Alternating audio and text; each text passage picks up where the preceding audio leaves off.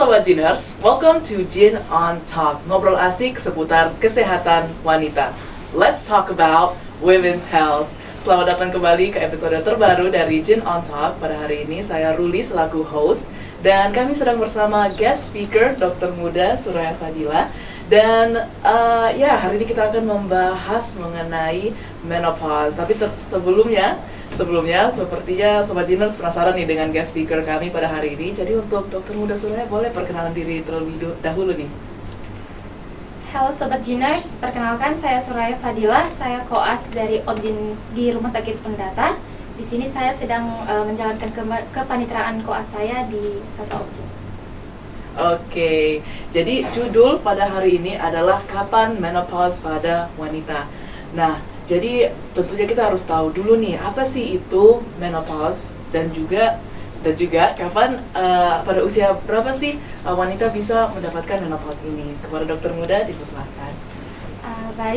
Jadi menopause sendiri itu biasa dikenal dengan sindrom kehilangan dari estrogen, hormon estrogen. Jadi menopause sendiri ini dia adalah penghentian dari siklus haid dari wanita yang dimana itu biasanya terjadi pada usia sekitar 40 sampai dengan 50 tahun dan puncaknya itu pada saat usia 50 tahun. Oke, berarti puncaknya 50 tahun. Nah, sekiranya dari menopause ini apa saja sih tanda-tanda awal yang bisa menandakan mungkin ini sedang atau akan menghadapi ke fase menopause? Oke, jadi untuk tanda-tandanya sendiri bisa dengan yang pertama tadi, siklus haidnya mulai tidak teratur. Kemudian ada perdarahan jangka panjang pada wanita pada saat menstruasi terakhirnya. Kemudian bisa juga terjadi osteoporosis di mana kurangnya kadar estrogen pada tubuh itu bisa mengurangi kepadatan dari tulang. Oke, tadi dokter boleh diulangi lagi tadi pada usia berapa? Tadi rentang usianya berapa ya untuk terjadi menopause ini? Pada usia 40 sampai dengan 50 tahun dengan puncak pada usia 50 tahun. Oke. Jadi kalau apakah ada faktor-faktor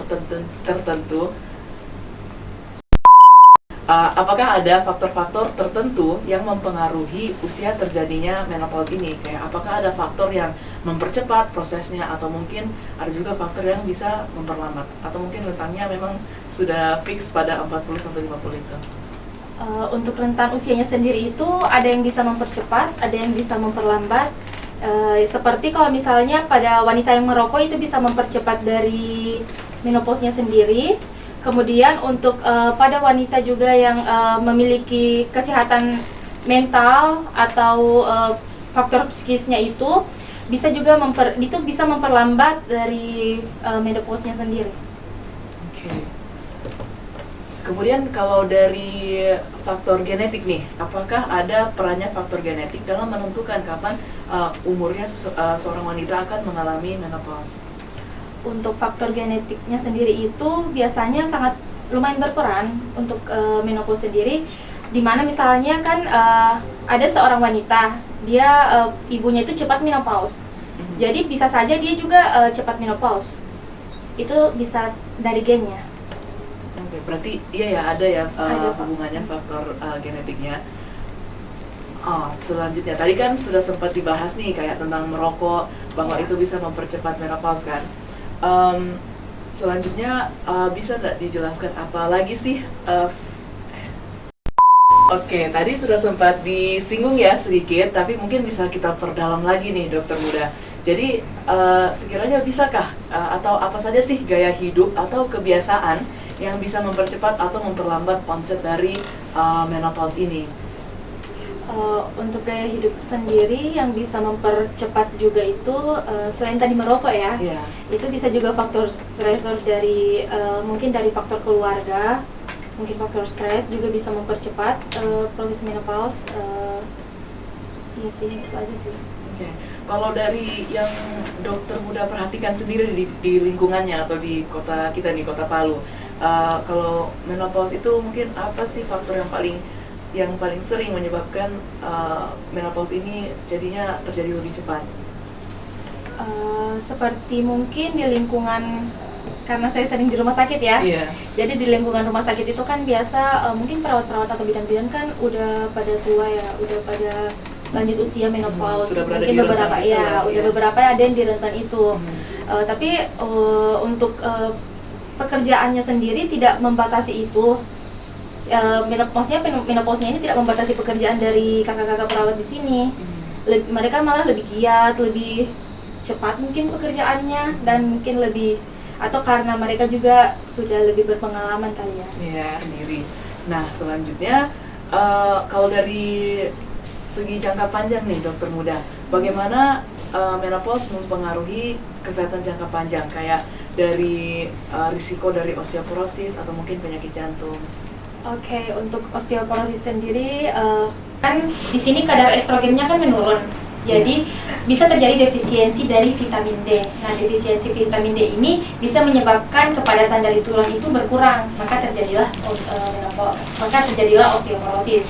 Sedangkan untuk penyakit jantung sendiri itu penurunan kadar estrogen itu bisa menyebabkan penyempitan pada arteri. Nah, itu merupakan salah satu faktor kenapa menopause bisa menyebabkan penyakit jantung pada wanita. Oke. Nah, pasti Sobat Jinus penasaran nih, karena kalau saya pribadi juga pernah dengar tentang terapi hormon kan untuk mengatasi menopause ini. Jadi sekiranya kalau dari menurut dokter muda, untuk terapi hormon ataupun suplemen lain, apakah dapat membantu dalam mengatasi gejala menopause, dan mungkin apakah ada risiko dari mengambil suplemen dan juga terapi tersebut? Untuk terapi dari terapi hormon sendiri itu bisa dilakukan. Terapi pengganti hormon itu bisa menyebabkan peningkatan pada kadar estrogen dari perempuan. Untuk faktor risikonya sendiri atau efek samping dari pengobatannya ini itu bisa menyebabkan rasa mual, rasa muntah, sakit kepala juga bisa dirasakan pada pengonsumsi terapi pengganti hormon. Tapi untuk terapi pengganti hormon ini apakah memang disarankan untuk dilakukan pada orang yang mengalami menopause? Untuk disarankan sendiri bisa digunakan untuk pada pasien yang sudah menopause maupun akan mendekati menopause sendiri. Oke. Baru sekiranya bagaimana sih caranya untuk menjaga kualitas hidup dan kesehatan selama dan setelah menopause ini? Untuk menjaga kualitas hidup sendiri bisa dengan mengkonsumsi vitamin D untuk tulangnya sendiri kan, karena pengurangan dari estrogen yang tadi. Kemudian bisa juga dengan berolahraga ringan di rumah, atau mungkin bekerja kan liburnya setiap Sabtu atau Minggu, itu bisa olahraga ringan lah, jalan-jalan. Untuk kesehatan jantung kan juga penting. Oke. Tadi kan kita sudah sempat bahas bahwa menopause ini bisa terjadi lebih dini ataupun lebih lambat, tergantung dari kayak gaya hidup gitu kan. Sekiranya apakah mengalami menopause pada usia yang lebih dini atau lebih lambat itu memiliki implikasi pada kesehatan? Oke, jadi selanjutnya saya mau tanya nih, apakah menopause apakah jika seseorang mengalami menopause pada usia yang lebih muda atau dini memiliki implikasi pada kesehatan mereka? Jadi untuk menopause lebih muda atau lebih tua itu punya implikasi. Untuk lebih muda sendiri, para wanita itu bisa mengalami osteoporosis karena penurunan estrogennya itu lebih cepat pada menopause yang lebih dini. Kemudian salah satunya itu juga penyakit jantung. Sedangkan pada perempuan yang usianya lebih tua baru mengalami menopause, itu bisa menyebabkan salah satunya kanker ovarium, bisa juga menyebabkan kanker payudara. Oke, nah ini pasti Sobat Jinus penasaran nih tentang peran dari nutrisi ya kalau dalam menopause ini. Bagaimana sih peran nutrisi dan olahraga dalam mengelola gejala dari menopause, kayak hot flashes tadi ya yang Sobat Dokter Muda jelaskan. Dan bagaimana sih dari nutrisi dan juga olahraga itu mendukung kesehatan selama fase menopause itu? Untuk nutrisinya sendiri bisa mengonsumsi vitamin D, bisa mengonsumsi makanan dengan serat yang tinggi, dengan protein yang tinggi. di mana untuk mengontrol stresnya para wanita juga bisa dengan makan yang sehat.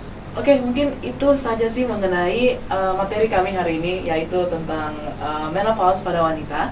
Kepada Dr. Huda Suraya mungkin bisa memberikan pesan closing statement kepada Sobat Jiners yang lagi menonton. Jadi untuk para perempuan atau para wanita yang semua kan bakalan dapat menopause ya, akan mengalami menopause. Jadi mungkin bisa ditingkatkan dengan mengonsumsi makanan yang sehat, bisa olahraga yang teratur, yang rutin, tidak harus berat sih, jalan-jalan pagi bisa. Oke, terima kasih banyak untuk Dr. Huda Suraya. Banyak sekali ya ilmu baru yang kita dapatkan mengenai menopause pada episode hari ini. Untuk Sobat Jiners yang sedang menonton, jangan lupa untuk like, comment, dan subscribe, dan tentunya berbagi video ini untuk keluarga Anda, kerabat Anda, untuk lebih mengetahui mengenai menopause. Nah, mungkin sebelum menutup, kita bisa sama-sama mengatakan jargon dari Gin on Talk ya. Jadi sebentar saya bakal bilang Gin on Talk, dan bersama-sama let's talk about women's health, okay? Bisa? Alrighty.